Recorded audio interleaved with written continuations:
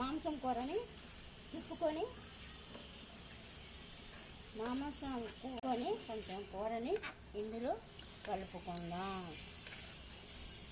కాస్త ఎక్కువ గ్రేవీ వేసుకొని కలుపుకొని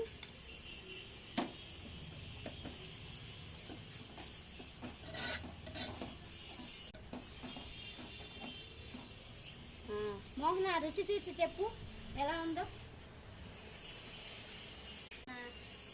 రుచి చూసి చెప్పు ఎలా ఉంది Mohana. Very good. Bye guys. Next వీడియోలో జున్ను తయారీ విధానం చూద్దాం. బాయ్. వీడియో మీకు నచ్చినట్టయితే లైక్ చేయండి, సబ్స్క్రైబ్ చేయండి.